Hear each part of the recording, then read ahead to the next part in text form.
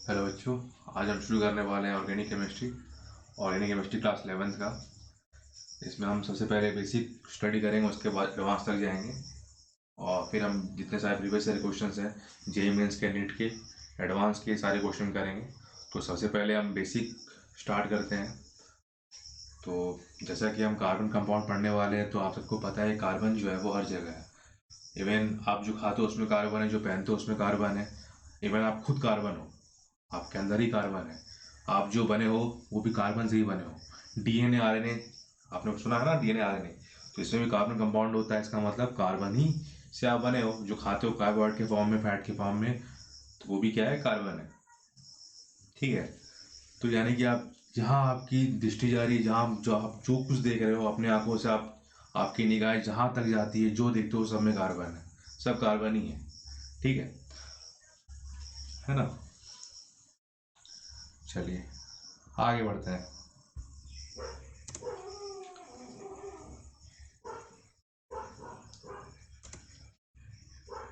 तो कार्बन जो होता है नेचर में, ये नेचर में तीन तरह से एग्जिस्ट करता है। यानी कि इसका अस्तित्व जो है ये वातावरण में तीन तरीके से है। ये तीन तरीके से वातावरण में एग्जिस्ट करता है ना। कैसे एग्जिस्ट करता है?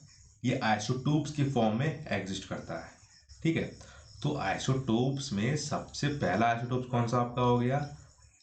जिसका एटॉमिक नंबर 6 होता है, लेकिन मास नंबर कितना होता है? 12। ठीक है। दूसरा कौन सा हो गया? एटॉमिक नंबर 6 होता है, लेकिन मास नंबर कितना होता है? 13। तीसरा कौन सा हो गया? एटॉमिक नंबर 6 होता है पर मास नंबर कितना होता है? 14। तो नेचर में सबसे अधिक जो होता है ये कार्बन होता है। कितना होता है? 98.8%। ठीक है। उसके बाद ये दूसरा कार्बन जो हो गया, यानी कि C13 वाला जो कार्बन हो गया, कितना होता है? 1.1%। और ये तीसरा वाला C14 जो हो गया, ये कितना होता है? 0.01%। यानी कि नेचर में सबसे अधिक जो होगा, सबसे अधिक कौन सा कार्बन पाया जाता है? ये वाला, यानी कि C12। पूरा ऑर्गेनिक केमिस्ट्री जो है हमें इसी कार्बन के बारे में डील करना है। और सबसे कम कौन सा कार्बन है? C14, C14। ठीक है। आपने बेसिक कंसेप्ट केमिस्ट्री एनसीईआरटी का फर्स्ट चैप्टर में पढ़ा होगा कि हम लोग जो ये आइसोटोप्स का जो मास नंबर लेते हैं, इसी का ही एवरेज जो होता है उस एलिमेंट या तत्व का एवरेज मास बताता है। यह आपने फर्स्ट चैप्टर में पढ़ा होगा, है ना। ठीक है। आइसोटोप्स को हिंदी में क्या बोलते हैं? समस्थानिक। ठीक है, समस्थानिक बोलते हैं। आगे बढ़ते हैं। Electronic configuration of carbon. तो हमने बचपन में क्या पढ़ा था? बचपन में हमने पढ़ा था कि कार्बन का जो एटॉमिक नंबर है वो 6 है। ठीक है। मास नंबर कितना है? वो 12 है। ठीक है। जो हम पढ़ रहे हैं, हमें सबसे अधिक इसी कार्बन के बारे में स्टडी कर रहे हैं, जो नेचर में कितना है? 98.8%। ये नेचर में सबसे अधिक मात्रा में पाया जाता है। ठीक है। तो यहाँ पर हम क्या देख रहे हैं? हम यहाँ पर देख रहे हैं कि जो एटॉमिक नंबर है वो कितना? 6 है। तो अगर हम थोड़ा एडवांस कॉन्फ़िगरेशन लिखें, एडवांस कॉन्फ़िगरेशन वो जो हमने 11th में पढ़ा है ना। हमने जो 11th में पढ़ा है, जिसमें हम ग्राउंड स्टेट में एसपीडीएफ के टर्म में कॉन्फ़िगरेशन लिखते हैं। तो क्या होता है? 1s2, 2s2, 2p2। ठीक है ना। अब इसमें हम लोग डब्बा डुब्बी बनाते हैं, तो 1s2 में कितने इलेक्ट्रॉन होता है? 2 इलेक्ट्रॉन। 2s2 2s में कितना इलेक्ट्रॉन होगा? 2 इलेक्ट्रॉन। 2p में कितना इलेक्ट्रॉन होगा? 3 इलेक्ट्रॉन। नहीं, 2 इलेक्ट्रॉन, है ना। तो ये क्या हो गया आपका? ग्राउंड स्टेट हो गया। ये क्या हो गया आपका? Ground state. अगर ये एक्साइट हो गया तो इसका एक इलेक्ट्रॉन यहाँ पर मूव कर जाएगा। तो इसे कौन सा स्टेट कहा जाएगा? इसे हम बोलेंगे एक्साइटेड स्टेट। क्या बोलेंगे हम इसे? Excited state. तो एक्साइटेड स्टेट में इलेक्ट्रॉन कैसे मूव करेगा? एक्साइटेड स्टेट में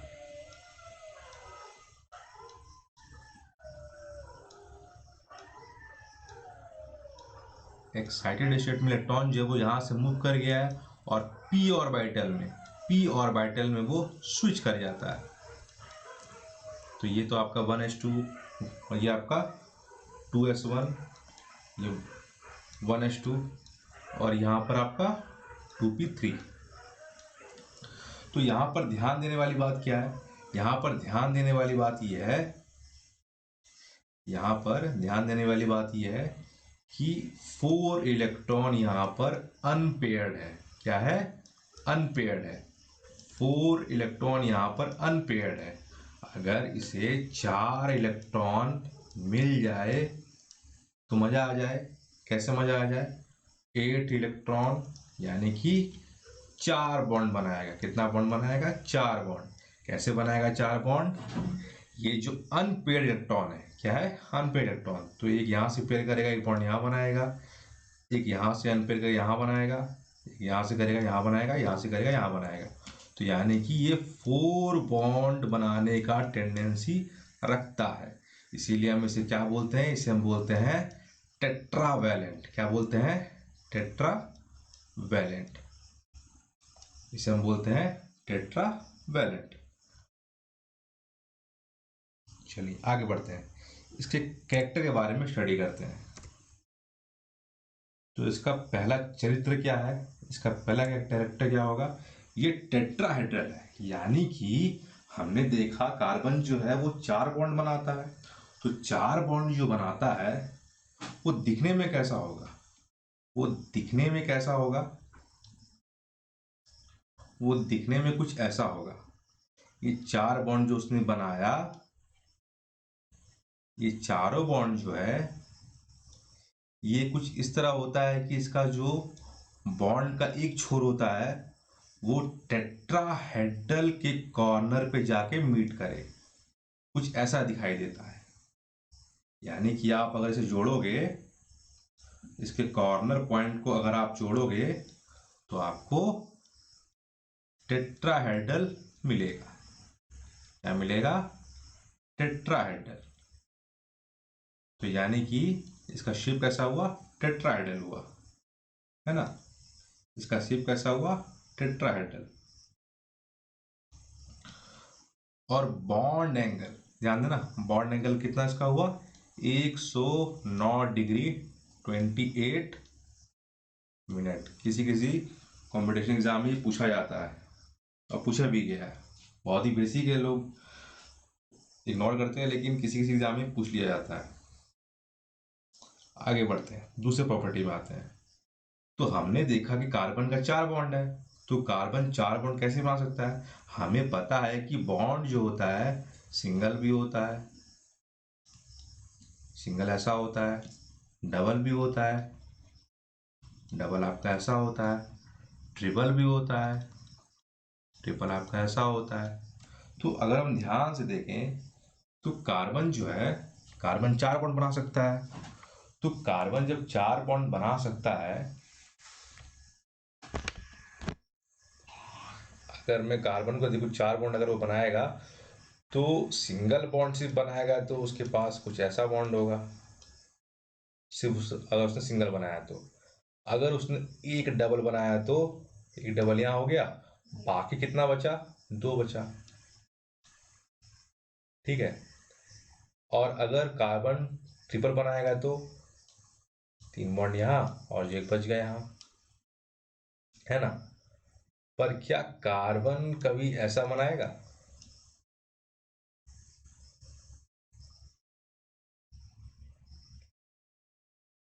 एक सेकंड, ये बनता है क्या?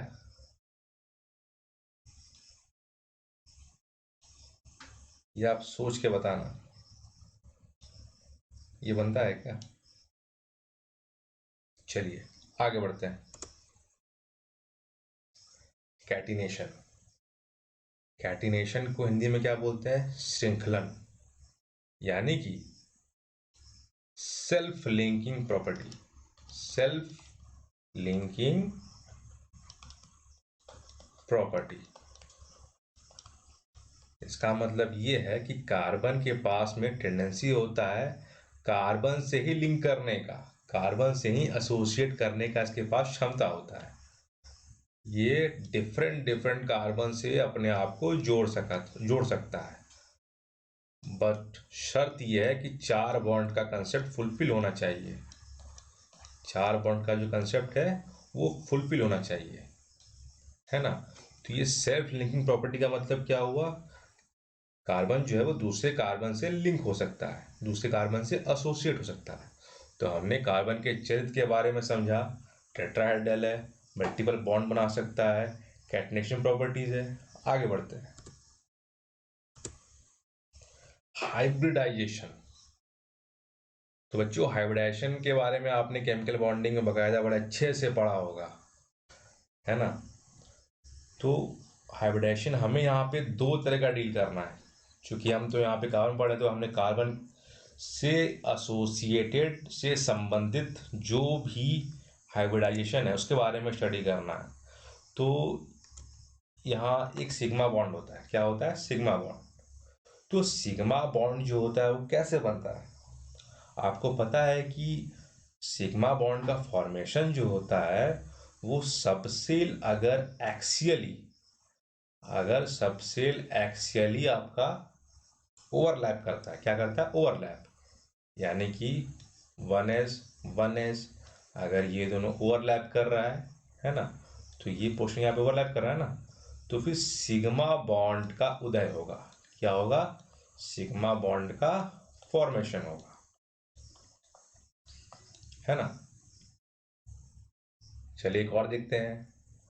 अगर आपका एक s ऑर्बिटल एक ये हुआ, उसके बाद एक p ऑर्बिटल हुआ, तो ये पोर्शन यहाँ पे ओवरलैप कर रहा है, तो यहाँ भी क्या होगा? सिग्मा बॉन्ड का फॉर्मेशन होगा।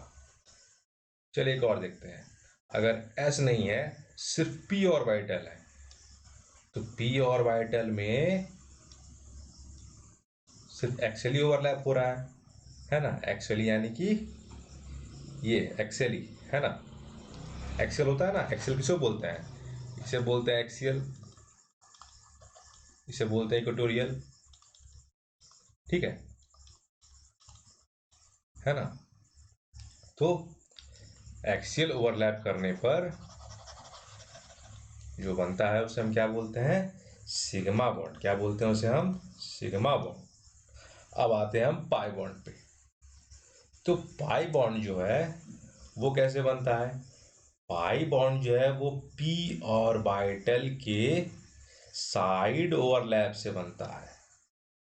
यानी कि p ऑर्बिटल जो होता है इसका साइड ओवरलैप जो होता है, इसके साइड ओवरलैप से साइड वे से, यानी कि यहाँ से ओवरलैप करके ये पाई बॉन्ड का फॉर्मेशन करता है, ठीक है ना। अब एक और बात, सिग्मा बॉन्ड। सिग्मा बॉन्ड क्या है? ये तो आपने देख लिया एक्सियली। और पाई बॉन्ड क्या है? ये आपका लैटरली ओवरलैप जब करता है, कौन सा? p orbital. कौन सा? p ऑर्बिटल, है ना। p ऑर्बिटल जब क्या करता है? ये आपका लैटरली ओवरलैप करता है, यानी कि साइड वे में जब ओवरलैप करेगा तो आपका पाई बॉन्ड का फॉर्मेशन होगा, है ना। तो सबसे स्ट्रॉन्ग बॉन्ड होता है आपका सिग्मा बॉन्ड। सिग्मा बॉन्ड जो होता है ये आपका स्ट्रॉन्ग होता है, किससे? पाई बॉन्ड से।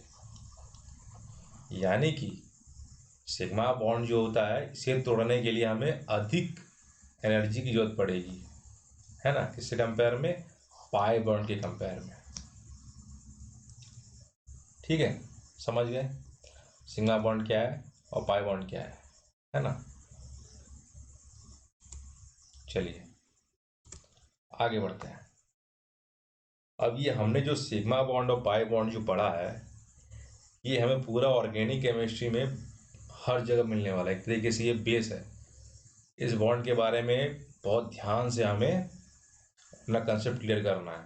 अगर इसका कंसेप्ट क्लियर नहीं होगा तो ऑर्गेनिक केमिस्ट्री आपको समझ में ही नहीं आएगा। मैकेनिज्म क्या है, प्रोडक्ट क्या है, माइनर क्या है, मेजर क्या कैसे बन रहा है, ये समझ में नहीं आएगा। एरोमेटिसिटी, रेजोनेंस, हाइपर कंजुगेशन, ये सब में आपको हाइब्रिडाइजेशन से लेकर एंगल तक सब वहाँ पे ध्यान देना होगा, है ना। तो सबसे पहले हम आते हैं स्ट्रक्चर पे, ठीक है। स्ट्रक्चर को हम क्या बोलते हैं, संरचना। तो संरचना कैसे कैसे हो सकता है इस पे ध्यान देते हैं, है ना। तो संरचना जो है, कार्बन का आपका सिंगल सिंगल बॉन्ड हो सकता है ना। कार्बन का आपका एक डबल बॉन्ड और दो सिंगल बॉन्ड हो सकता है। कार्बन का एक सिंगल बॉन्ड और तीन, ठीक है। कार्बन का दो डबल बॉन्ड, ये होगा क्या, आप सोचो, होगा क्या।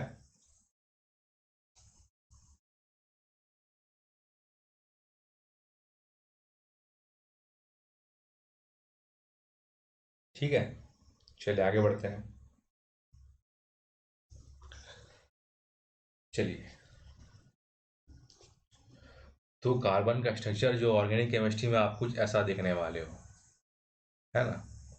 कार्बन का जो आपका स्ट्रक्चर जो होगा वो कुछ ऐसा होगा, ठीक है। तो यहाँ पर सिग्मा बॉन्ड जो होता है वो क्या होता है, वो सिग्मा बॉन्ड आपका सिंगल बॉन्ड में योगदान देता है, ठीक है। सिग्मा बॉन्ड जो होगा वो सिंगल बॉन्ड में योगदान देगा। तो सिग्मा बॉन्ड ये हुआ, सिग्मा बॉन्ड ये, सिग्मा बॉन्ड ये। इस वाले केस में single bond, single bond, single bond. इस वाले में सिंगल बॉन्ड, सिंगल बॉन्ड। इस वाले में सिंगल बॉन्ड, सिंगल बॉन्ड, ठीक है। तो यानी कि सिग्मा बॉन्ड जो होता है वो सिंगल बॉन्ड, है ना। तो हम यहाँ पर इस वाले कार्बन में कितना सिग्मा बॉन्ड हो सकते हैं, चार। कितना,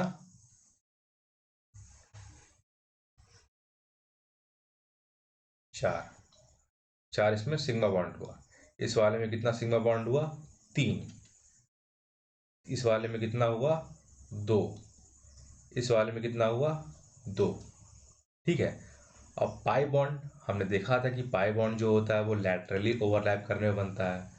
तो पाई बॉन्ड का कंसेप्ट कहाँ पर आएगा, डबल बॉन्ड में, ट्रिपल बॉन्ड में।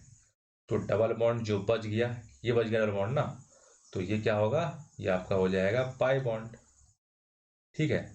और यहाँ पे सिंगल के बाद ये दो बच गया, तो ये एक ये पाई हुआ और एक ये पाई हुआ। यहाँ पर भी सिग्मा एक हुआ, तो यहाँ पर एक ये पाई हुआ। तो पहले वाले में 0 पाई, ठीक है। दूसरे वाले में 1 पाई, तीसरे वाले में 2 पाई, चौथे वाले में 1 पाई, ठीक है। तो देख लिया आपने, है ना। डबल बॉन्ड ट्रिपल बॉन्ड यहाँ पर आ गया, डबल बॉन्ड ट्रिपल बॉन्ड यहाँ पर आ गया, तो समझ जाना वहां पर क्या है, वहां पर पाई बॉन्ड है। वहां पर क्या है, पाई बॉन्ड है ना। अब हाइब्रिडाइजेशन की बात करते हैं। तो हाइब्रिडाइजेशन जो होगा वो कैसा होगा, हाइब्रिडाइजेशन आपका होगा सिंगल सिग्मा, चार का सिग्मा है तो इसका मतलब इसका हाइब्रिडाइजेशन क्या होगा, sp3। आपने बकायदा केमिकल बॉन्डिंग में इसे ध्यान से पढ़ा होगा, क्या होगा, sp3 होगा, है ना। और तीन सिग्मा बॉन्ड है तो इस वाले केस में क्या होगा, sp2 होगा। अगर दो सिग्मा बॉन्ड है तो sp होगा। अगर दो सिग्मा बॉन्ड है तो, और दो पाई है तो sp होगा। यानी कि एक ट्रिपल और एक सिंगल में sp, दो डबल में sp। ध्यान देना। अब थोड़ा ध्यान देखो, यहाँ पर क्या है, p के पास तीन ऑर्बिटल होता है ना। एक क्या होता है आपका, एक होता है px, एक होता है py, एक होता है pz। तो यहाँ पर तीनों का तीनों जो है वो तो एक्सेल ही कर रहा है, इसीलिए सब सिग्मा बन गया। लेकिन यहाँ पर एक जो पी है वो कुर्बान हो गया किस पे, पाई बॉन्ड बनाने के लिए, हुआ ना कुर्बान, ये, है ना। यहाँ पर दो पाई कुर्बान हो गया है ना। यहाँ पर दो दो पी ऑर्बिटल का इलेक्ट्रॉन कुर्बान हो गया 2 पाई बॉन्ड बनाने के लिए। ठीक है, यहाँ पर भी 2 पाई, है ना, यहाँ पर भी 2 ऑर्बिटल जो है पी का वो कुर्बान हो गया 2 पाई बॉन्ड बनाने के लिए। इसका मतलब ये कि अगर एक भी पी कुर्बान नहीं हुआ तो sp3, अगर एक पी कुर्बान हुआ तो 1 पाई, अगर 2 पी कुर्बान हुआ तो 2 पाई, अगर 2 पी कुर्बान हुआ तो 2 पाई। ठीक है, अब लगे हाथ इसका एंगल का ही बात कर लेते हैं। एंगल भी याद करना पड़ेगा। इवन कि IIT-JEE में भी उस ज़माने में एक ज़माने में IIT-JEE में क्वेश्चन आ चुका है बॉन्ड एंगल का, है ना। बॉन्ड एंगल में डायरेक्ट फैक्चुअल क्वेश्चन पूछ लिया गया था। तो यहाँ पर हम बात करते हैं पहले वाले के बारे में। ठीक है, तो इसका बॉन्ड एंगल तो हमने देख ही लिया कितना है, 109, ठीक है, डिग्री 28 मिनट। और sp2 वाले कितना है, 120, है ना। और फिर उसके बाद तीसरे वाले कितना है, 180 डिग्री। चौथे वाले कितना है, 180 डिग्री। ठीक है, कहने का मतलब ये है कि sp3 वाले हाइब्रिडाइज्ड कार्बन स्ट्रक्चर का जो स्ट्रक्चर वो एंगल जो होगा वो क्या होगा, 109 डिग्री 28 जो हमने बनाया था। तो हम इसे थोड़ा सा अच्छे से बनाते हैं।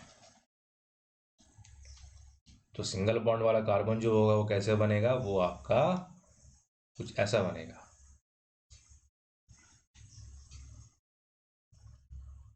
यहाँ पर 3 बॉन्ड टेट्रा जो हमने स्टार्टिंग में बेसिक में लिया था, है ना। और ये 120, तो ये आपका कैसा होगा, ये ट्रिगोनल प्लानर टाइप का होगा।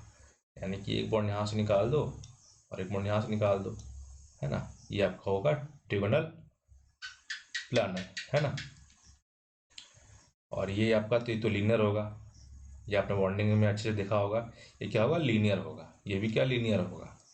तो यानी कि पहला स्ट्रक्चर क्या हुआ, पहला आपका होगा टेट्राहेड्रल।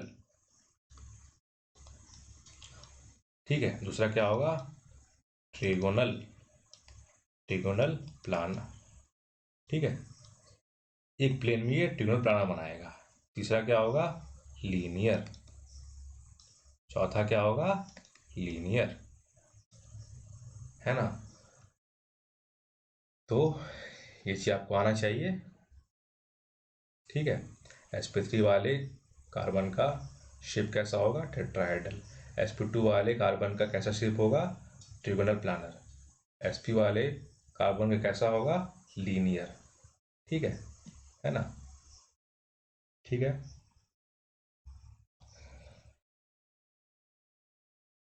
ठीक है।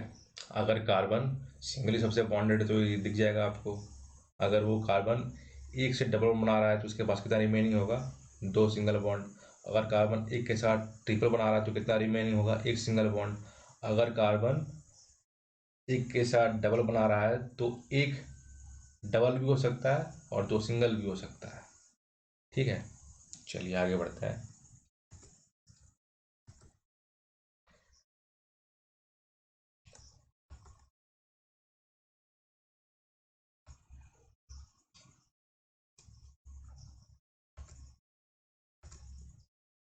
हम्म तो कुछ बहुत बेसिक सवाल है, इन बेसिक सवालों किया जाए। तो यहाँ पर कहा जा रहा है कि find hybridization of underline carbon. ठीक है, तो यहाँ पर जो अंडरलाइन कार्बन है इसका आपको बताना है हाइब्रिडाइजेशन क्या होगा, है ना। तो अगर आपको जब भी इस तरह से दिखाई दे तो आप समझ जाओगे। अगर आप नहीं समझ पा रहे हो, स्टार्टिंग से मतलब बहुत ही बेसिक शुरू कर रहे हो, तो क्या करो, सबको खोल दो। ठीक है, तो ये सबसे पहले तो कार्बन कार्बन जोड़ो, एक कार्बन यहाँ, एक कार्बन, चुपचाप कार्बन को यहाँ जोड़ दो, है ना। सारे कार्बन को जोड़ दो यहाँ पे। ठीक है, तो यहाँ पर एक कार्बन जो डबल बॉन्ड बना दिया और 2 हाइड्रोजन है, तो चुपचाप यहाँ पर हाइड्रोजन यहाँ पर डाल दो, है ना। ये कार्बन डबल यहाँ बना गया तो एक सिंगल यहाँ बन गया, तो कितना बचा, 1। तो यानी कि यहाँ पे एक हाइड्रोजन लगा दो, है ना। अब यहाँ पर दो बॉन्ड जो है, दो बॉन्ड यहाँ पे सेक्रीफाइस हो गया, है ना। लेकिन यहाँ पर कार्बन जो है, कार्बन यहाँ पर एक सिंगल बॉन्ड बना रहा है और इस कार्बन के साथ भी सिंगल बॉन्ड बना रहा है। दैट मीन्स कि ये कार्बन जो है कुछ झोल है।